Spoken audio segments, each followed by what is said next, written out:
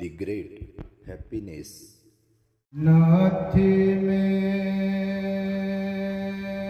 शरणं अन्यं, बुद्धो में शरणं वरं, ये तेन सच्चवज्रेन होतु मे जयमंगलम्। नाथी में शरणं अन्यं, धम्मो में शरणं वरं, ये तेन सच्चवज्रेन होतु मे जयमंगलम्।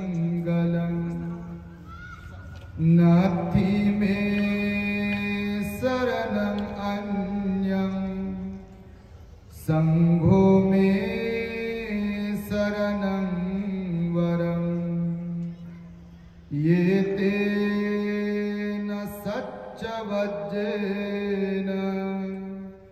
होतु मे जयमंगलम्। संपूर्ण विश्वाला ज्यांनी सुख, शांती, मानवता तथा दुःख मुक्तीचा आर्य संदेश दिला, असे ते दुःख मुक्तीचे मार्गदाता, दुःख मुक्त महामानव, महान कारुणिक तथागत भगवान सम्यक संबुद्ध तथागतांनी आपल्या शुद्ध प्रज्ञेतून निर्मिलेला सद्धम्म आणि त्याच सद्धम्माचा गेली 2500 वर्षांपासून सातत्याने अहोरात्र प्रचार आणि प्रसार करणारा पूजनीय भिक्खू संघ, ज्यांच्या महान आणि असीम त्याग प्रभावामुळे आपल्याला जो हा अनमोल असा बुद्ध धम्म लाभला आणि ज्यांच्यामुळे आपल्याला हे एवढे मोठे वैभव प्राप्त झाले, असे महान युग प्रवर्तक, भारतीय राज्यघटनेचे प्रमुख शिल्पकार, परमपूज्य बोधिसत्व डॉक्टर बाबासाहेब आंबेडकर आणि सर्वच परिवर्तनवादी संत महापुरुषांच्या महान अशा विचारांना स्मरून आज या मंगलमय दिनी आपल्या परभणी शहरामध्ये 13वी बौद्ध धम्म परिषद या ठिकाणी संपन्न होत आहे। सारनाथ कॉलनी शासकीय मुलींच्या वसतिगृहासमोर धार रोड परभणी या ठिकाणी सम्यक संबुद्ध बहुउद्देशीय सेवा प्रतिष्ठान परभणी, सारनाथ कॉलनी परभणी आणि बुद्ध विहार समन्वय समिती यांच्या वतीने ही परिषद सलग 12 वर्षांपासून आपण इथे आयोजित करीत आहात। हे 13वे वर्ष आहे आणि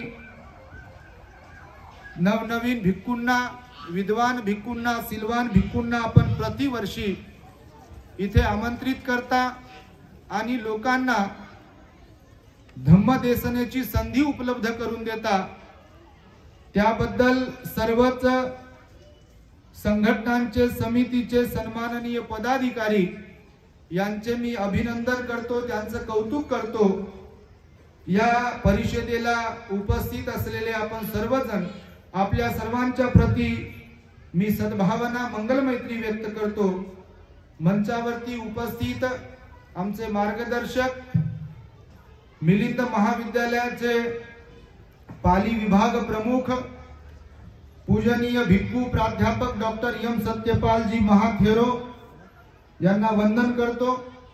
त्याचबरोबर ज्ञान सत्यशोधक चॅनलचे संचालक आमचे धम्मबंधू पूजनीय भिक्खू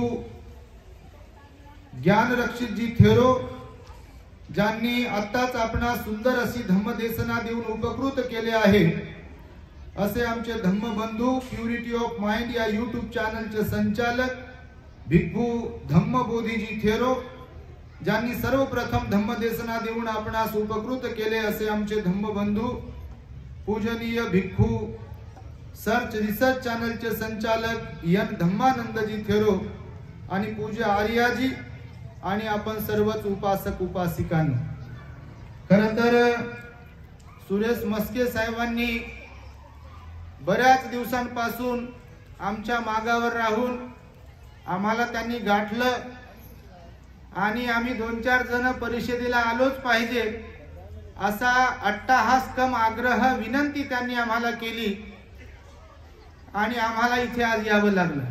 खरं तर सर्वप्रथम मी पूजनीय भिक्खू संघाची दिलगिरी व्यक्त करतो, समाज बांधवांची पण। आम्हाला सकाळी लवकर पोहोचायचं होतं, आम्ही निघालो पण लवकरच औरंगाबाद येथून, परंतु जालन्यात आल्यानंतर एक मोठा किस्सा घडला आमच्या गाडीचा। असे फारच किस्से घडतात, कारण गाड्या आमच्या खूपच जास्त चालतात। 85,000 किलोमीटर गाडी 2 वर्षात चालली होती।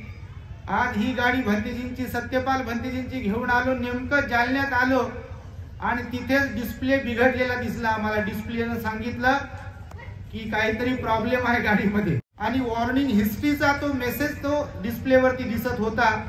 आता आम्ही काय एकदम अशी पट्टीचे ड्रायव्हर नाही, धम्म प्रचारासाठी गाडी चालवता आली पाहिजे बा, ड्रायव्हर काय परवडत नाही। खाणारे पिणारे ड्रायव्हर जास्त असतात, संसारिक असतात आणि आम्हाला रात्र कळत नाही, दिवस कळत नाही, सुट्टी कळत नाही, कोणता दिवस कळत नाही, सण कळत नाही, वार कळत नाही, म्हणून कोणता काय ड्रायव्हर टिकू शकत नाही। कधी झोप होते, कधी उपवाशी, कधी जास्त भेटते, कमी भेटते, तो काही विषय नसतो आणि म्हणून आम्हाला काही समजेना नेमकं झालंय काय। याला फोन कर, त्याला फोन कर, शोरूम वाल्याला फोन कर, तर शोरूम वाल्याचा फोन सकाळी 8 वाजता कुठे चालू होईल। तर मग ते आपले उपासक आहे जालन्यात, घरात भाऊ, त्यांना फोन केला, त्यांचं ते दुकान आहे, गाडी पार्ट्स भेटतात तिथे मोटारचे, त्यांना फोन केला। मग ते आले गाडी घेऊन, आम्ही दुसरी गाडी त्यांच्याकडून बोलावली होती, त्यांची गाडी घेऊन पुढे जाऊ म्हणून। मग ते आले आणि त्यांचा पोरगा बसला ड्रायव्हिंग सीटवर आणि त्यानं पाहिलं, त्यानं कोणते काय बटन दाबले आणि ते म्हणते जी गाडीला काही झालं नाही, म्हणजे फक्त डिस्प्लेचाच प्रॉब्लेम होता, इथं काही ठेवलं होतं का। तर आम्ही सांगितलं बा, आम्हीच्या ज्ञानरक्षित भंतेजीनं तिथं मोबाईल ठेवला होता, तो यासाठी की सत्यपाल भंतेजी बाजूला बसले होते आणि त्यांचं म्हणणं असते बा गाडी हळूच चालवली पाहिजे आणि आमचं म्हणणं होतं की आपल्याला लवकर पोहोचायचं आहे आणि म्हणून गाडी थोडीशी वेगाने धावली पाहिजे, म्हणून स्पीड दिसू नये भंतेजीनं यासाठी मोबाईल ठेवला होता।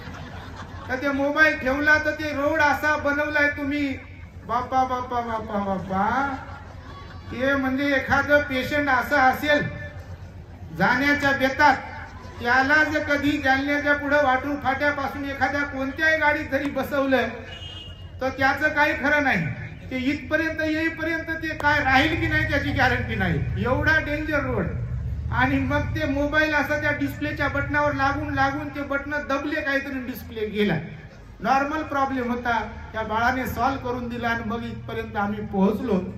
आम्हाला उशीर झाला आहे ऍक्च्युअल मध्ये, पण भंतेजींच्या धम्मदेसना होत आहेत, प्रत्येकाला आपण विषय दिला।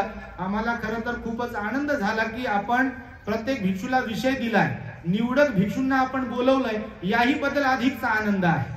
नाही तर परिषदांमध्ये, कार्यक्रमांमध्ये आम्ही जेव्हा जिथे कुठे जातो आणि म्हणून मग भिक्खूंना एखाद्या विषयाला न्याय देता येत नाही, सविस्तर बोलता येत नाही, विषयाची मांडणी करेपर्यंतच वेळ होतो आणि मग बोलायचं राहून जाते। आम्हाला पण चांगलं वाटत नाही, बरं वाटत नाही की बा आपण न्याय देऊ शकलो नाही म्हणून, आणि उपासकांना पण वाटते की अरे गड्या भंतेजींना काय बोलायचं होतं ते आम्हाला समजलं नाही, आणि म्हणून तुम्ही फार सुंदर असे विषय दिले आहेत। तर आम्हाला पण विषय दिलाय तुम्ही की भारत बुद्धमय करण्यामध्ये उपासकांचं काय योगदान आहे। तर खरं तर बाबासाहेबांनी धम्मरथाच्या 4 चाकांच्या एक संकल्पना सांगितलेली आहे, आपण आज ती ठाऊक असेल। भिक्खू, भिक्खुनी, उपासक आणि उपासिका ही धम्मरथाची 4 चाकं आहेत म्हणाले बाबासाहेब, आणि ही 4ही चाकं जर सुव्यवस्थित असतील तरच धम्माचा रथ पुढे आणि पुढे जाऊ शकतो। या 4हीतलं एखादं चाक जर पंक्चर झालं तर 3 चाकं व्यवस्थित असून चालणार नाही, तर ते 4थं चाक जे पंक्चर झालंय ते त्या 3ही चाकाला बिघडवण्याचं काम करते आणि गाडी जागेवरच ठेवते, नाही तर गाडीचं काहीतरी प्रॉब्लेम क्रिएट करते। आणि म्हणून चारही चाक व्यवस्थित असावेत असा बाबासाहेबांचा मानस होता।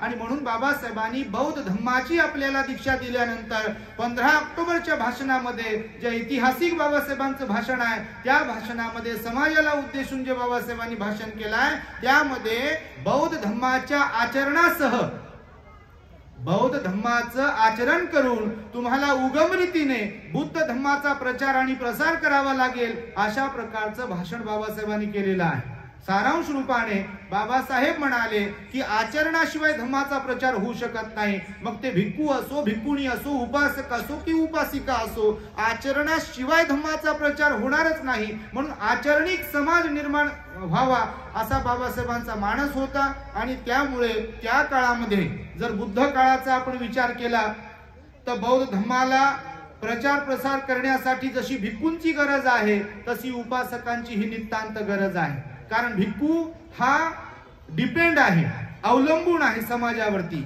भिक्खूला समाजाने भोजन दान दिलं, त्याला परिष्काराचं दान दिलं, चिवराचं दान दिलं तर त्याची तब्येत, त्याचं स्वास्थ्य, त्याचं आरोग्य चांगलं राहू शकेल। तो एका गावावरून दुसऱ्या गावाला जाऊ शकेल। भोजनाची मात्रा त्याला जर प्रमाणात मिळाली तर त्याच्यामध्ये ऊर्जा तयार होईल आणि त्या ऊर्जेच्या जोरावरती तो बुद्ध धम्माचा प्रचार आणि प्रसार करू शकेल। आणि त्याच्या निवासाची व्यवस्था, विहाराची व्यवस्था, एकंदरीत सगळ्याच गोष्टींची व्यवस्था हे उपासकच करू शकतात। हे बौद्ध साहित्यातून आपल्याला पाहावयास मिळेल। आणि म्हणून भगवान बुद्धाच्या काळामध्ये सुद्धा असे असंख्य उपासक झाले की ज्यांनी आपल्या उपासकत्वाचं जे दायित्व आहे ते सांभाळलेलं आहे। त्यामध्ये मला वाटतं सर्वप्रथम सिद्धार्थ गौतम बोधिसत्व जेव्हा बुद्ध होतात, बुद्ध गयला वैशाख पौर्णिमेला, तेव्हा बुद्ध झाल्यानंतर तपस्सू आणि भल्लिक नावाचे 2 व्यापारी बंधू तिथे पोहोचले होते। नुकतेच सिद्धार्थ गौतम बोधिसत्व बुद्ध झाले होते आणि हे 2 बंधू आपल्या व्यापारी बांधवांसह, आपल्या कर्मचाऱ्यांसह, गाडी वाहकांसह तिथे एका ठिकाणी भोजनासाठी म्हणून थांबले। तेव्हा त्यांना पिंपळाच्या झाडाखाली ध्यानस्थ बसलेले भगवान बुद्ध दिसले। त्यांना काही कल्पना नव्हती तपस्वी आणि भल्लिकांना की हे नेमके कोण आहेत, परंतु माणुसकीचा धर्म म्हणून त्यांच्यामध्ये श्रद्धा उत्पन्न झाली जेवण करता करता। आणि त्यांना वाटलं की आपल्याकडचे जे जेवण आहे, जे आपण ग्रहण करीत आहोत त्यातला काही भाग आपण या संन्यासाला पण दिला पाहिजे। आणि म्हणून भगवंताला म्हणजे बुद्धाला त्यांनी ते लाडू वगैरे, मठ्ठा वगैरे दिला असा एक संदर्भ आहे बौद्ध साहित्यामध्ये। आणि भगवंताने ते भिक्षापात्रामध्ये ग्रहण केलं, त्याचं ते अन्न प्राशन केलं। आणि त्यानंतर भगवान बुद्धासोबत त्यांचा जो काही वार्तालाप झाला असेल थोडक्यामध्ये, त्यानंतर त्यांच्या मनात भगवंताच्या बद्दल श्रद्धा निर्माण झाली। तेव्हा बुद्धं शरणं गच्छामि म्हणून फक्त, कारण धम्मं आणि संघं शरणं गच्छामि तर नंतर झालं, बुद्धं शरणं गच्छामि बुद्धगयत निर्माण झालं, धम्मं शरणं गच्छामि आणि संघं शरणं गच्छामि सारनाथ येथील ऋषीपतन मृगदाय वनामध्ये निर्माण झालं। कारण पहिला उपदेश भगवंतांनी धम्मचक्र प्रवर्तन सूत्राचा कुठे केला? सारनाथ मध्ये, ऋषीपतन मृगदाय वनामध्ये केला, ज्याला धम्मचक्कपवतन सुत्त आपण म्हणतो। आणि तिथे त्या धम्मचक्कपवतन सुत्ताचा उपदेश केल्यानंतर मग पंचवर्गीय श्रावक त्यांना भिक्खू बनवलं भगवंताने। म्हणजे धम्माचा उपदेश सारनाथ मध्ये केला आणि भिक्खूची दीक्षा सुद्धा, भिक्खूची निर्मिती सुद्धा सारनाथ मध्ये झाली आहे। म्हणून तपस्सू आणि भल्लिक यांना फक्त बुद्धं शरणं गच्छामीची दीक्षा म्हणजे उपासकाची दीक्षा दिल्या गेली। आणि त्यांना एक आठवण म्हणून त्यांची श्रद्धा प्रकट करण्यासाठी त्यांनी भगवंताला विनंती केली, भगवान आता आपली कधी भेट होईल माहिती नाही, आम्ही तर आता पुढे निघून जाणार आहोत, आमच्या देशामध्ये ब्रह्मदेशामध्ये ते जाणार होते। आणि मग आपल्याकडून अशी काहीतरी एक आठवण आम्हाला द्यावी जेणेकरून त्या आठवणीमध्ये आमची श्रद्धा आपल्याबद्दल आम्ही प्रकट करत राहू। तेव्हा असं म्हटलेलं आहे, भगवंतांनी आपल्या डोक्यामध्ये हात घालून काही केस आपल्या बोटांमध्ये जेवढे बसतील तेवढे त्या व्यापारी बंधूला, तपस्वी आणि भल्लिकांना दिले। आणि मग ते व्यापारी बंधू ब्रह्मदेशाला गेले आणि त्यांनी तिथे भगवंताच्या केस धातूवरती सुवर्ण प्यागुड्याचं, विहाराचं, स्तूपाचं निर्माण केलंय। असं म्हणतात आजही ब्रह्मदेशामध्ये जर कधी आपण जाल तर तो प्यागोडा आजही आहे, ज्या भगवंताच्या तथागतांच्या केस धातूवरती तो निर्माण केला गेला आहे। तर ते तपस्वी आणि भल्लिक हे पहिले उपासक होते। त्यानंतरच्या काळामध्ये जर आपण पाहिलं, बरेच लोक ब्राह्मण समाजातले, वैश्य समाजातले, क्षत्रिय समाजातले आणि शूद्र समाजातले भगवंताकडे येत राहिले. मग ते राजे लोकही होते, प्रधान लोकही होते, श्रेष्ठी म्हणजे सावकार लोकही होते, महाश्रेष्ठी म्हणजे मोठे श्रीमंत लोक सुद्धा होते आणि काही परिव्राजक होते, संन्यासी होते, वेगवेगळ्या पंथाला फॉलो करणारे लोक होते. ह्या सगळ्या लोकांनी भगवान बुद्धाचं शरण ग्रहण केलं आणि कोणी भिक्खू बनलं तर कोणी उपासक राहिलं. आपण पाहिलं तर सारीपुत्त महामोगलांसारखे परिव्राजक जे संजयाचे शिष्य होते तेही भगवान बुद्धांवरती प्रभावित होऊन भिक्षू बनले होते. असंख्य लोक भिक्षू बनले आणि असंख्य लोक उपासक बनून राहिले. त्यामध्ये जर आपण पाहिलं तर जेव्हा सिद्धार्थ गौतमाने गृहत्याग केला होता तेव्हा राजा बिंबिसाराकडून सिद्धार्थ गौतम उरुवेलेला गेले होते. बाबासाहेबांनी बुद्ध आणि त्यांच्या धम्मग्रंथामध्ये लिहिलं की जेव्हा राजगृह मार्गे सिद्धार्थ गौतम उरुवेलेच्या जंगलामध्ये जातात तेव्हा राजगृहामध्ये राजा बिंबिसार सिद्धार्थ गौतमाला पाहतो आणि तो पाहिल्यानंतर हा राजबिंडा पुरुष कोण आहे, एवढा सुंदर, एवढा देखणा, त्याच्या शरीराचं वर्णन सिद्धार्थ गौतमाच्या करतो आणि हा संन्यासी कसा असू शकतो असं राजा बिंबिसाराला वाटते. आणि मग राजा बिंबिसार आणि सिद्धार्थ गौतमाचा वार्तालाप होतो आणि राजा बिंबिसार सिद्धार्थ गौतमाला म्हणतो की माझं अर्ध राज्य मी तुम्हाला देऊ करतो पण तुम्ही काही गृहत्याग वगैरे करू नका. सिद्धार्थ गौतम खरी हकीकत त्यांना समजून सांगतात, मी काही आई वडिलांच्या राग घराच्या बाहेर पडलो नाही आहे. मी रोहिणी नदीच्या पाण्यावरून शाक्य आणि कोलीय लोकांमध्ये जी युद्ध सदृश्य परिस्थिती निर्माण झाली होती त्यामुळे मी घराच्या बाहेर पडलो आणि आता माझा ठाम विश्वास आहे, माझा संकल्प आहे की जगात सर्वत्र दुःख आहे आणि त्या दुःखावरती दवा शोधण्यासाठी, त्याचं निवारण करण्यासाठी, त्यावरचा उपाय शोधून काढण्यासाठी मला दुःखमुक्त व्हायचं आहे, दुःखमुक्तीचं औषध शोधून काढायचं आहे, म्हणून मी आता माघारी जाणार नाही. अशा प्रकारचा वार्तालाप होतो आणि सिद्धार्थ गौतम पुढे निघून जातात.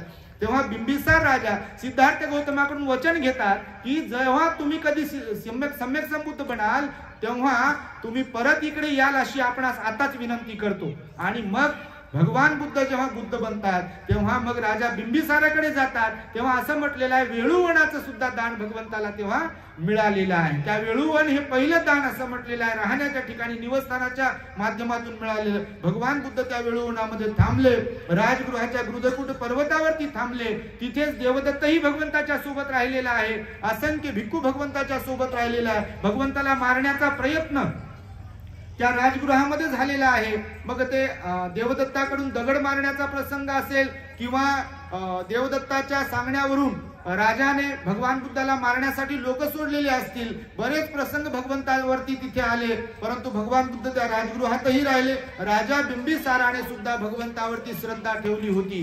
त्यानंतरचा जर इतिहास आपण पाहिला, श्रावस्तीकडे जर आपण गेलो तर राजा प्रसेनजीत भगवान बुद्धाचा उपासक होता. त्यानंतर अनाथ पिंडक सुदत्त भगवंताचा सर्वोत्तम उपासक होता. मिगार माता विशाखा भगवंताची उपासिका होती. तुम्ही बौद्ध साहित्यामध्ये या लोकांचा संदर्भ जर पाहिला तर 54 करोड रुपये खर्च करून भगवंताला बुद्ध प्रमुख भिक्खू संघाला विहार दान देणारा सुदत्त अनाथ पिंडक इतिहासामध्ये अजरामर आहे. बुद्ध विहारांचं दान केलं गेलं पाहिजे अशा प्रकारची संकल्पना किंवा प्रयोजन त्या काळामध्ये अनाथ पिंडकाकडून करण्यात आलं होतं. विशाखाच्या बाबतीतही आपणास ठाऊक असेल, तिने आपल्या गळ्यातील हार त्याचा लिलाव लावला आणि 27 करोड रुपये खर्च करून त्या श्रावस्तीपासूनच जवळच जेतवनापासून जवळच एक पूर्वाराम नावाचा विहार निर्माण केला आणि भगवंताला तो दान दिला. आताच आम्ही बुद्धगयेच्या टूर मध्ये जाऊन आलो, नेहमी आम्ही जातो, तर आम्ही आता अवस्था पाहिली तिकडे काय आहे ते. तुम्ही पण गेला असाल कधी तर. खरं तर बुद्ध धम्म महानच आहे, बाबासाहेबांनी तो आपल्याला दिला, परंतु सध्याची परिस्थिती जर बुद्ध धम्माची पाहिली तर ती फार वाईट परिस्थिती आहे. एकदा बाबासाहेब 13 नोव्हेंबर 1956 ला माई साहेबांच्या समवेत दिल्लीवरून विमानाने बाबासाहेब नेपाळला काठमांडूला धम्म परिषदेसाठी पोहोचले होते. एक छोटासा संदर्भ सांगतो मी तुम्हाला. बाबासाहेब काठमांडूच्या जागतिक बौद्ध धम्म परिषदेमध्ये गेले होते. 4थी जागतिक धम्म परिषद होती. तिथे 620 पाहुणे परदेशातून निमंत्रित केले होते. 34 देशातल्या लोकांना तिथे बोलवलं होतं आणि तिथे बाबासाहेबांचं भाषण झालं होतं. बाबासाहेब 13 नोव्हेंबर 1956 ला विमानाने गेले. 13, 14 आणि 15 तारखेला ती परिषद संपन्न झाली होती। त्या परिषदेमध्ये भिक्खू अमृतानंद महाथेरो यांच्या अध्यक्षतेखाली आणि नेपाळचा राजा यांच्या प्रमुख उपस्थितीमध्ये ती परिषद झाली होती। राहुल सांकृतायन भंतेजी, आनंद कौशल्यान भंतेजी, धम्मरक्षित भंतेजी, त्रिपुराचे भंतेजी असे भरपूर भिक्खुनी आणि मोठमोठे मान्यवर मंडळी त्या परिषदेमध्ये उपस्थित होते। तर बाबासाहेबांनी तिथे बोलताना सांगितलेलं आहे की भारतामध्ये आणि जगभराचा जर विचार केला तर बुद्ध धम्माचा जो बोधिवृक्ष आहे त्याचे पान जरी सुकलेले असले तरी त्याचे मूळ मात्र अजून ओलसर आहेत, जिवंत आहेत। त्याला जर कोणी पाणी घालणार भेटलं तर पुन्हा एकदा तो वृक्ष बहरेल आणि भारतच काय संपूर्ण जग बुद्धमय बनेल। अशा प्रकारचा एक सकारात्मक भाव बाबासाहेबांनी आपल्या भाषणामध्ये तिथे प्रकट केलेला आहे। आणि त्यामुळे बाबासाहेबांनी आपल्याला बुद्ध धम्म दिले असल्या कारणाने आज आपण पाहतोय बुद्ध धम्म आपल्यामध्ये जरी असला तरी बौद्ध तीर्थक्षेत्रांवरती तुम्ही जर कधी गेलात तर तिथे अतिक्रमण झालेलं आहे।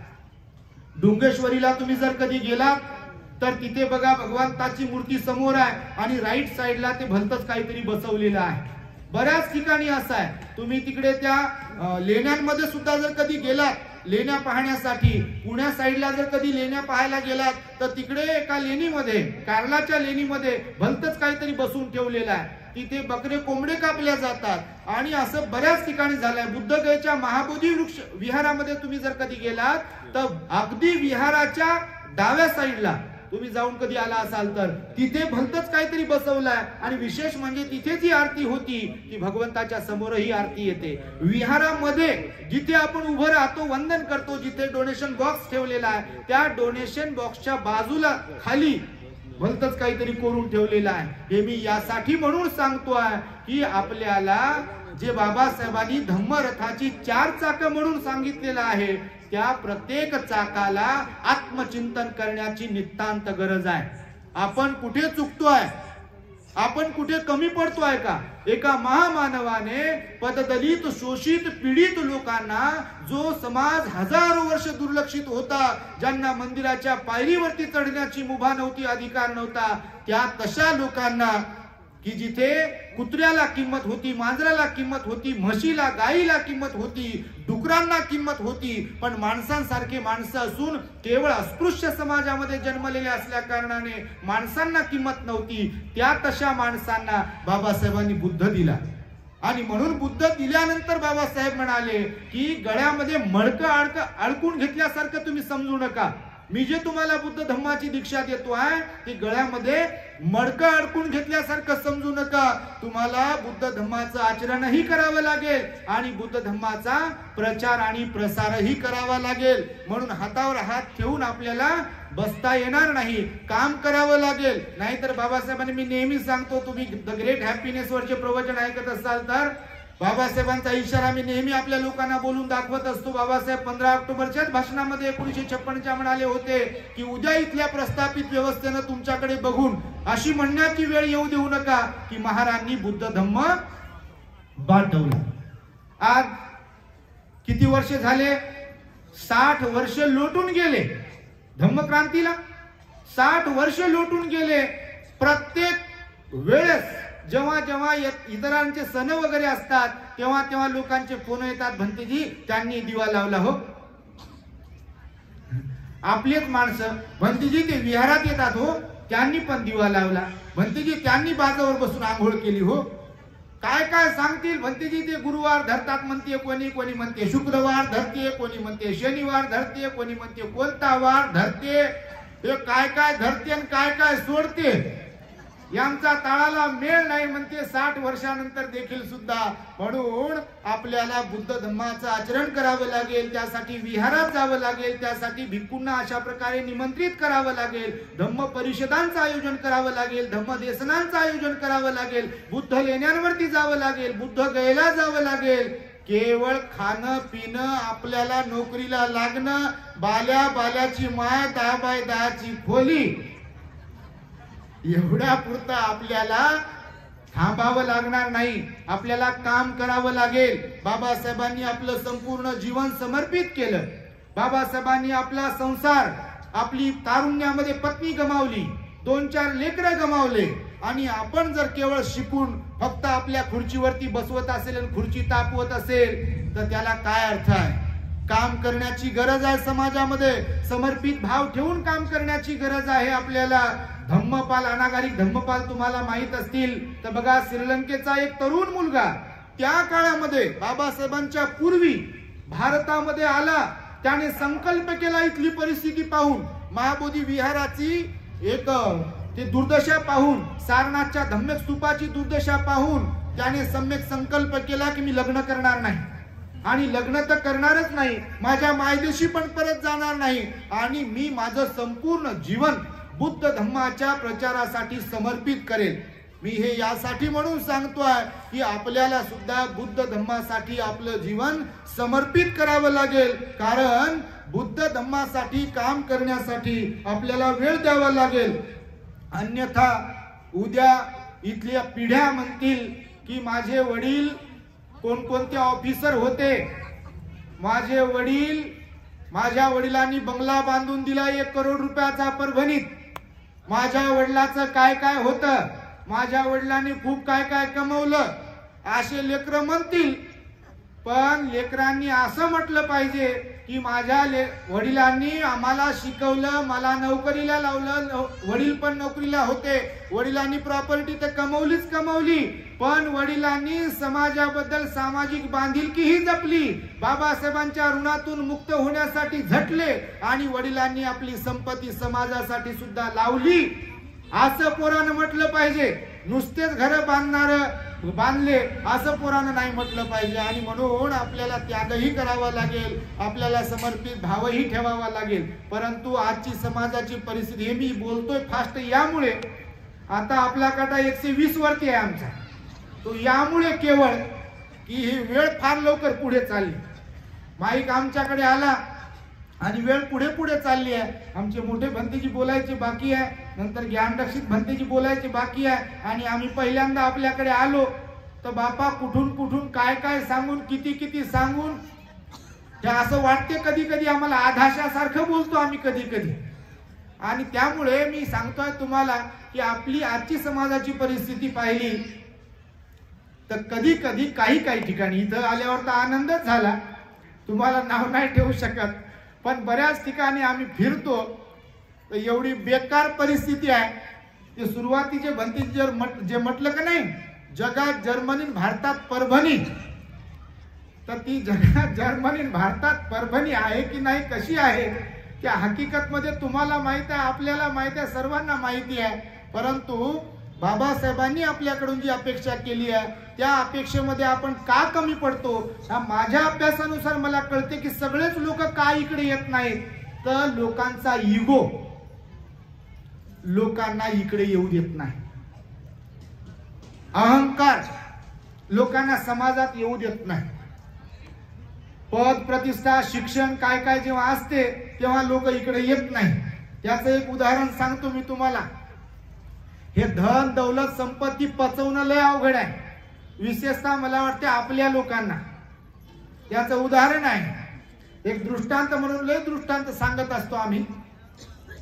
एकदा एक राजा होता, त्याची तिजोरी होती, तिजोरीमध्ये त्यानं माणिक मोती हिरे ठेवले होते. आणि एक दिवस त्या तिजोरीमध्ये उंदीर घुसला आणि उंदरानं नेमकं हिरा गिळला.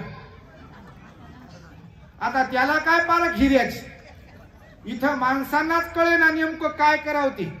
त्या उंदराला काय कळेल हिरा काय असते आणि दुसरं काय काय असते हिऱ्यासारखं दिसणार.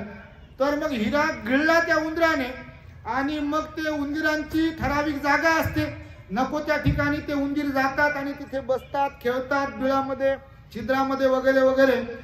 तर मग हिरा कमी झाला आणि उंदराने गिळला हे पाहिलं त्या सिक्युरिटी गार्डने. परंतु उंदराला पकडणं सोपं नसते. सोपं आहे का? उंदराला पकडणं सोपं काम नाही. पण मग उंदीर पकडणारा एक माणूस होता नगरामध्ये. तर मग राजाने सांगितलं आपल्या सेवकाला, जा लवकर आणि त्या उंदीर पकडणाराला घेऊन या. उंदीर पकडणारा आला तो त्याला अनुभव होता उंदीर पकडायचा. आणि त्याला सांगितलं गेलं की बघा तिजोरीतून राजाच्या एका उंदराने हिरा गिळलाय आणि नेमकं त्या उंदराला पकडायचंय, त्याला मारायचंय, त्याच्या पोटातून हिरा काढायचा. हिरा हिरा आहे ना किमती. तर उंदीर पकडणारा आला आणि त्यानं सांगितलं की बा उंदीर कुठे राहतात उंदर असे. आता घरात जागा राहतात ना तसे राजवाड्यामध्ये पण असं एक जागा होती, पडीक जागा, तिथं उंदरांचा पूर्ण भरणा होता. मग त्याला तिकडे सांगितलं की बा इथं उंदर राहतात. हे उंदीर पकडणारा गेलं तिथे. नेमकं यानं ते रूमचा दरवाजा उघडला, बंद रूमचा, ज्याच्यामध्ये उंदीर होते. तर भरपूर उंदीर होते. यानं पाहिलं असं एक नजर उंदीर पकडणाऱ्यानं आणि नेमकं एक उंदीर बाजूला होता. बाकीचे एकत्र होते, एकच उंदीर बाजूला होता. यानं बरोबर ते काय त्याच्याकडे त्याची पद्धत असेल अनुभवाची, त्यानं बरोबर त्याच उंदराला पकडलं एका सेकंदात आणि पकडून त्यानं सांगितलं सेवकाला की या उंदराला आता बघा तुम्ही याच्यात हिरा निघतो. आणि त्यानं मारलं, कापलं त्याला आणि त्याच्यातून खरंच हिरा निघाला. मग सेवकाने प्रधानाने राजाला हकीकत सांगितली. महाराज बाप्पा याला आपण बोलवलं उंदीर पकडणाऱ्याला, याला सांगितलं इथं उंदीर आहे. उंदीर भरपूर होते तिथे, पण यानं नेमकं त्याच उंदीराला पकडलं. राजा पण म्हणाला की हे कसं शक्य आहे, तुला कसं समजलं की नेमकं त्याच उंदीराने हिरा गिळला होता. तर ते उंदीर पकडणारं जे होतं ते मोठा अनुभवी होतं. ते म्हणे महाराज मी लहानपणापासून उंदीर पकडण्याचं काम करतो, तर उंदीराचा चांगला अभ्यास झालेला आहे मला, उंदीर जातीचा. तर त्यानं सांगितलं की जेव्हा मूर्ख लोकांना श्रीमंती धन मिळते, मूर्ख लोकांना जेव्हा धन संपत्ती मिळते, पैसा मिळते, तेव्हा ते मूर्ख जर असतील तर ते लोकात मिसळत नाही. ते आपल्यातच राहतात. ती असे खाली बसतच नाही, ते वरतूनच पाहते. असं कान्या डोळ्यानं पाहते, खालून चष्म्याच्या वरतून पाहते, कोण कुठं बसले पाहते, मला पाऊल उठतात की नाही पाहते. बारीक त्याचं लक्ष असते, कुठं गेलं की मग माझं स्वागत करतात की नाही, मग माझं नाव घेतात की नाही, यांना माझं नाव माहित नसेल का, हे असा विचार करते पहा. तर म्हणून हे पहा तुम्हाला काय उद्देशून बोलत नाही आपण, तुमची कोणाची काय ओळख नाही बाप्पा, तुमचं कोणाचं घर कुठे आहे माहित नाही. आल्या आल्या फक्त फ्रेश होण्यासाठी गेलो ते कोणाच्या घरी, कोणा विराच्या घरी, तेवढंच माहित आम्हाला, दुसरं कोणाचं घर माहित नाही. ते एका पवार साहेबाला ओळखतो, आमचे पवार साहेब मिलिटरी मॅन आहे रिटायर्ड, त्यांच्याकडे आम्ही आलो होतो, इकडे बाकी कोणाला आपण ओळखत नाही. म्हणून असं काही वैयक्तिक घेऊ नका. परंतु आजची परिस्थितीच अशी आहे की त्या उंदरासारखे माणसं आहे, एकार राहणारे. मला काय घेणं नाही आहे, मी जात नाही समाजामध्ये, आणि मी कसा जाऊ, आणि मी काय जाऊन खाली बसू का मग तिथं विहारात, आणि मी का सर्वसामान्यांमध्ये मिक्स होऊ का, मी का असा आहे का, मी का तसा आहे का. अशा लोकांना आपण सांगत असतो अहो आपण तर छाटछूट आहे. आपला बाप महामानव ज्याने हे आपल्याला जीवदान दिलाय तो तर MA, PhD, DSc, LLD, Litt barrister at law एवढ्या डिग्र्या घेणारा होता, ज्यानं भारताचं संविधान लिहिलं, ज्याला सिम्बॉल ऑफ नॉलेज म्हणतात. तो बाबासाहेब आपल्यापेक्षा तर कोट्यावधी पटीनं महान होता, परंतु त्याच्यामध्ये अहंकार नव्हता. आपण काय आहोत, आपण तर शुल्लक आहोत. आणि म्हणून आपण अशा अहंकारात राहता कामा नये. अहंकारामुळे चळवळीचं आपल्या नुकसान होत आहे. मग ते राजकीय क्षेत्रामध्ये असेल, धार्मिक क्षेत्रामध्ये असेल, सामाजिक क्षेत्रामध्ये असेल, किंवा अजून कोणत्या क्षेत्रामध्ये असेल, अहंकार जेव्हा लोकांवरती भारी पडतो तेव्हा लोक जमिनीवर राहत नाही, लोक असे हवेत राहतात. हवेतच पहा, जे जमिनीवर राहतात त्यांना पडण्याची भीती नसते, आणि जे हवेत असतात ते बत्कन कधी खाली पडतील ह्याचा काही नियम नसते, आणि मग ते घरीच बसते मग असं रुंगून. तर म्हणून बाबासाहेबांच्या अनंत उपकारांची आपण जाणीव ठेवली पाहिजे. आणि आपण कोणीही बाबासाहेबांपेक्षा काही मोठे नाही आहोत. माता रमाईचा त्याग आपण जाणला पाहिजे, बाबासाहेबांचा त्याग आपण जाणला पाहिजे आणि म्हणून धम्मप्रचारात आपलं योगदान असलं पाहिजे. भिक्खू संघाची सेवा आपण केली पाहिजे, सिलवान भिक्खूंची सेवा केली पाहिजे, विद्वान भिक्खूंची सेवा केली पाहिजे. सिलवान विद्वान भिक्खूंना आपण धम्मदेशनेसाठी बोलवलं पाहिजे आणि विहारांच्या निर्मिती आपण केली पाहिजे. विहाराची निर्मिती करून तिथून सुद्धा बुद्ध धम्माचा प्रचार आणि प्रसार केला पाहिजे. आणि म्हणून बाबासाहेबांच्या अनंत उपकारांची जाणीव ठेवा. मी एक कथा तुम्हाला अहंकाराची अजून सांगणार होतो की समाजाची, ते बघा वामनदादाने म्हटलं, भीमा तुझ्या मताचे जर 5 लोक असते, तलवारीचे तयाच्या न्यारेच टोक असते. वाणीत भीम आहे, करणीत भीम असता, वर्तन तुझ्या पिलांचे सारेच चोख असते. वाणीत भीम आहे. मला माहित आहे परभणीची जयंती कशी असते, मला माहिती आहे नांदेडची जयंती कशी असते. माहित नाही असं थोडी आहे. समाजामध्येच राहतो, सगळं समजते. फेसबुक वरून समजते, व्हॉट्सअप वरून समजते, ट्विटर वरून समजते कोणत्या साईडचे लोक कसे आहेत, कोणाला काय आवडते, कोणाला काय नाही आवडत. आणि परभणीला जर्मनीची उपमा का दिली हे आम्हाला माहिती आहे. सगळं काही माहीतच नाही असं थोडी आहे, सगळंच माहिती आहे. आणि त्यामुळे आपण थोडस जयंती जे काही साजरी करतो, जयंती साजरी केलीच पाहिजे महामानवाची, बाबासाहेबांची. पण बाबासाहेबांना जे डोक्यावर घेतो आणि संध्याकाळी जे मिरवणूक काढतो आणि काच संध्याकाळी मिरवणूक काढतो, याच्याबद्दल चिंतन होणं गरजेचं आहे. जे जयंतीला गालबोट लागते काही काही ठिकाणी, ते गालबोट लागता कामा नये. आपण भानावर राहिलो पाहिजे, आपण ध्यानावर राहिलो पाहिजे, आपण जागरूक राहिलो पाहिजे, आपण बुद्धी चातुर्याने काम घेतले पाहिजे, शिक्षणाला महत्व आपण दिलं पाहिजे. आणि जयंती साजरी करताना सुद्धा आपण बौद्ध उपासक आहोत, बौद्ध उपासिका आहोत, याची सुद्धा जाणीव ठेवली पाहिजे. आणि त्यामुळे जोपर्यंत उपासकांमध्ये, मी आपल्या उपासकांची व्याख्या तुम्हाला सांगणार होतो, परंतु द ग्रेट हॅपीनेस या आपल्या युट्यूब चॅनल वरती उपासकांचे 10 सद्गुण कोणते, उपासकांचे लक्षण कोणते, जसं भिक्खूला भिक्खू कुणाला म्हणतात, भिक्खुणी कुणाला म्हणतात, श्रामणेर कुणाला म्हणतात, श्रामणेरी कुणाला म्हणतात, अनागारिक कुणाला म्हणतात, ह्याबद्दलचे काही निकष, काही लक्षण हे बौद्ध साहित्यात सांगितलेले आहेत.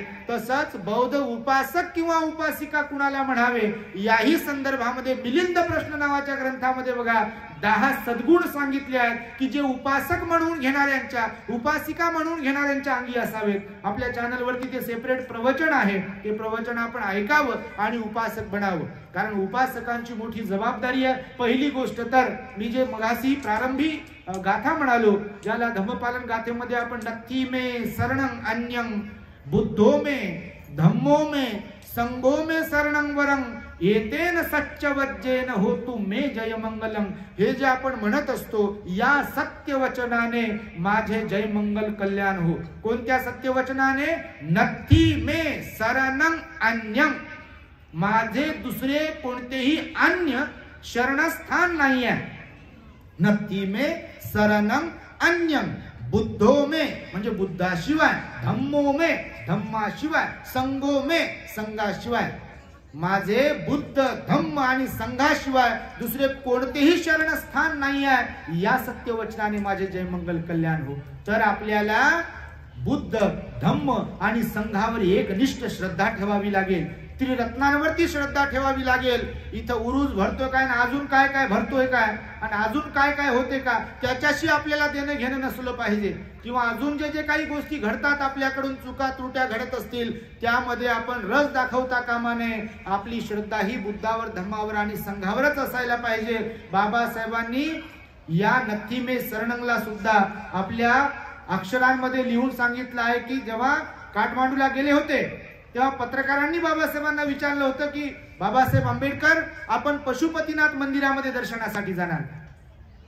हे मुद्दा म्हणून सांगतो तुम्हाला, जो संदर्भ दिला ना मी मगाशी काठमांडूचा 1956चा 15 ऑक्टोबरचा, 13, 14, 15 ऑक्टोबर बाबासाहेब जे काठमांडू मध्ये होते, नेपाळमध्ये, तर बाबासाहेबांना पत्रकारांनी विचारलं, तेव्हा कानून मंत्री होते बाबासाहेब. तर बाबासाहेबांना म्हटले की पत्रकार, तुम्ही पशुपतीनाथ मंदिरामध्ये जाणार का? तर बाबासाहेब त्यांना म्हणाले होते की नत्थी में शरणं अन्यं, बुद्धो में धम्मो में संगो में शरणं वरं एतेन सच्चे वजेन हो तुम्ही जय मंगलम. माझं त्रिरत्नांशिवाय माझं कोणतंही शरणस्थान नाही आहे. त्रिरत्नांशिवाय माझी कोणतंही कशावरही श्रद्धा नाही आहे. आणि म्हणून त्या बाबासाहेबांचे आपण अनुयायी असल्या कारणाने आपली सुद्धा त्रिरत्नांवरतीच श्रद्धा असली पाहिजे. आपण बुद्ध विहारात जात राहिलो पाहिजे. आपल्याला काही आता वेळ भेटत नाही. बाबासाहेबांनी जास्त कामाला लावून दिलं. बाबासाहेब म्हणाले की बापा यांच्या वाट्याला श्रीमंती आली की यांना काही वेळ भेटणार नाही. यांना नळ दिले दारामध्ये, गाड्या दिल्या, कॉलेज दिलं, शाळा दिली, कोणकोणते ट्युशन दिले, क्लासेस दिले. आणि जर यांना उद्या वेळ भेटणार नाही म्हणून बाबासाहेब म्हणाले होते बघा 24 नोव्हेंबरला 1956ला सारनाथ मध्ये की बौद्ध समाजाने किंवा नव्याने दीक्षित झालेल्या बौद्ध लोकांनी किमान रविवारी बुद्ध विहारात गेलो पाहिजे. तर बापा इथं विहारात आल्यावर माईक कोण घेवा, इथून आपली वंदना सुरू होती. वाईट वाटू देऊ नका, याचे आम्हाला लय अनुभव येतात. जिथं जावं तिथं या माईक वरून भानगड सुरू होती. असे कावरे बावरे उपासक बाकीचे पाहतात. माईक ठराविक लोक जेव्हा घेतात तेव्हा वाईट वाटू देऊ नका. इथं तशी परिस्थिती नसेल पण लय ठिकाणी अशीच परिस्थिती आहे. मला पुढेच बसायचंय, मला पुढेच बसायचं. आता शेवटी समाधी आपली बांधणारच आहे. आपले पोरं बाळ विहारात थोडी समाधी बांधू देईल आपली कोणी. एकच जागा पुढची ठराविक. आपण काय राष्ट्रपती आहे का प्रधानमंत्री आहे का अजून कोणी आहे. भगवान बुद्धांनी समता शिकवली, भगवान बुद्धांनी बंधुभाव शिकवला, भगवान बुद्धांनी स्वातंत्र्य दिलं, वैयक्तिक स्वातंत्र्य, व्यक्तिगत स्वातंत्र्य दिलं प्रत्येकाला. आणि म्हणून मी हे जे बोलतोय त्याच्यात तत्वज्ञान नाही पण ऍक्च्युअल अशी परिस्थिती आहे. म्हणजे धम्माचं कार्य न होण्याला कारणीभूत ह्या सगळ्या गोष्टी आहेत. मी मोठा की तू मोठा, याने करावं की त्याने करावं, ह्याच्यामुळे खूप परिस्थिती बिघडलेली आहे समाजामध्ये सर्वत्र. म्हणजे इतकी गोष्ट करत नाही मी, सगळ्याच ठिकाणी. कारण लोकांमध्ये अहंकार आहे आणि एकदा मोठेपणा दिला तर उंदराच्या गोष्टी सारखं होते. ते पचत नाही. त्याला वाटते बापा मला लय मोठं म्हणाले, मला लय मोठं म्हणतात, मला असं समजतात. आणि ते असं फुकते ती बेडूक कशी फुकते पावसाळ्यात बघा. ती असं फुकते बेडूक, ड्राव करू आपल्यालाच वाटते बापा हे फुटते की काय. आणि त्यामुळे अशा प्रकारे कोण फुगू नये, आपला फुगा फुगू नये. कारण फुगा फुगू मग नेमकं कोणी काही बोललं की रोज विहारात येत होते आणि मग कोणतरी बोलून त्यांना सांगितलं आणि मग घरीच बसले तर आता आम्ही विहारातच जात नाही म्हणे. लय केसेस अशा बापा, लय म्हणजे लय केसेस अशा की कोणीतरी काहीतरी बोललं मग बोलण्याची वेळ काऊन येऊ देऊ आपण. उपाय आहे ना त्याच्यावरती, बोलण्याची वेळ येऊ देऊ नये आपल्यावरती. आपण समता भाव ठेव. आज कुणाला तरी मोठेपणा दिला माईचा वंदना म्हणण्याचा, उद्या दुसऱ्याला द्या. नवीन लोकांना संधी द्या. हे असण्यासाठी किंवा तुम्हाला नाव ठेवण्यासाठी म्हणत नाही पण नवख्या लोकांना संधी कधी मिळेल, त्यांना कधी समाधान वाटेल की अरे गड्या मला मान दिला थोडासा, मी आत्ताच आलो. प्रत्येक ठिकाणी हे अशा प्रकारचं वातावरण आहे. लोक आमच्या कानावर टाकतात भंतेजी आम्ही जायला लागलो तर आम्हाला वाटते जणू काय बा ते तुम्ही म्हणता समता आहे पण ते लाडवण आंदवण बावनेन कोणते काय हे इकडचे ते तिकडचे काय जे आहे का नाही. तर तसाच अनुभव आला म्हणे. ते त्यांच्या सोयऱ्यालाच मोठेपणा देतात आणि आम्हाला गिणलंच नाही म्हणे. त्यांनी आम्हाला असे समजत होते की जणू काय आम्हालाच असं फील होतं की आम्ही कोणत्या ग्रहावरून आलो की काय. दुसरे आमच्याकडे पाहतही नव्हते म्हणे, आम्हाला विचारतही नाहीत, आम्हाला बोलतही नाही, आम्हाला काही सांगतही नाही. आणि मग आम्हाला असं वाटतं म्हणजे गिल्टी फील होते बा आपलं चुकलं का काय गणित, काही चुकलं की काय गणित. तेच ते त्यांचं पुढे बसणार म्हणे, तेच वंदना म्हणणार, तेच चर्चा करणार, तेच त्यांना जय भीम करणार. आम्हाला जय भीमही नाही ना आम्ही दिला तरी आमचा घेणारही नाही, हुई नाही चुई नाही. तर भंतेजी म्हणे उपासक असे असतात का. मी म्हटलं बापा हे कोणत्याच पुस्तकात लिहिलं नाही उपासक असे असावे म्हणून. आणि म्हणून तुम्ही चांगले उपासक बनावेत अशी भगवान बुद्धाच्या देशनेमध्ये सांगितलेली उपासकांची जी काही संकल्पना आहे त्यानुसार आपण वागाल अशी अपेक्षा तुम्हा सर्वांकडून व्यक्त करतो। आणि पुढे जेव्हा कधी आम्हाला इथे येण्यासाठी संधी मिळाली तर नक्कीच तेव्हा विस्ताराने आपण आज धम्मदेशना देऊ। हे पहिल्यांदा इथे आल्या कारणाने आपल्याला हे सांगितलं। अहंकाराची गोष्ट मी जी सांगणार होतो ती नंतर सांगतो। आता पूजनीय भंतेजींची धम्मदेशना होईल। मी भिक्षू संघाचा अधिकचा वेळ घेतला असेल तर भिक्षू संघाची मी क्षमा मागतो। आणि तुम्हाला जे काही या उपदेशातून सांगण्याचा मी प्रयत्न केला तर नेमकं मला काय म्हणायचं होतं तर एवढे काही तुम्ही अज्ञानी नाही आणि याच्यात असे काही बसलेले नसतील असं मला वाटते की बा हे माझ्यासाठी नाहीच। त्यांना म्हणू लागले भंतेजी, त्यांना म्हणू लागले भंतेजी, त्यांना बोलू लागले भंतेजी। हा बघ भंतेजी बरोबर बोलू लागले। तर हे बघ म्हणजे दुसऱ्याकडे बोट करू नका। हे दुसऱ्याकडे जेव्हा बोट करतो का नाही तर दुसऱ्याकडे एकच बोट असते, आपल्याकडे 4 बोट असतात तेव्हा। म्हणून असं काही जेव्हा कुठे सांगितल्या जाते तर ते दुसऱ्यांच्याच साठी आहे अशा आविर्भावात नका राहत जाऊ। बापा बुद्धाचा धम्म बुद्धाचं तत्व बाबासाहेबाचा विचार आपल्या प्रत्येकासाठी आहे। म्हणून जेव्हा कधी असं काही सांगितल्या जाते तेव्हा डोळे बंद कराव आणि आपण आपल्या मनाला विचाराव की घड्या हे आपल्याला लागू होते का जरा, आणि जर लागू होत असेल तर त्याच्यात बदल कराव। आणि बदल करण्यासाठी म्हणूनच या बंदुकीच्या गोळ्या फायरिंग मधून झाडलेल्या आहेत। निश्चितपणे त्या तुम्हाला लागू होतील अशी अपेक्षा व्यक्त करतो आणि माझ्या शब्दांना इथे पूर्ण विराम देतो। भवतो सर्वमंगलम रक्षन्तु सर्वदेवता सर्वबुद्धानुभावेन सदा सुखी भवन्तु ते। भवतु सर्वमंगलम रक्षन्तु सर्वदेवता सर्वधर्मानुभावेन सदा सुखी भवन्तु ते। भवतु सर्वमंगलम रक्षन्तु सर्वदेवता सर्वसंघानुभावेन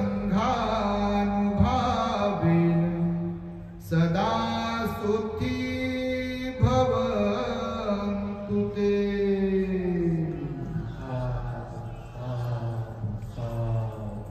बुद्धां नमः।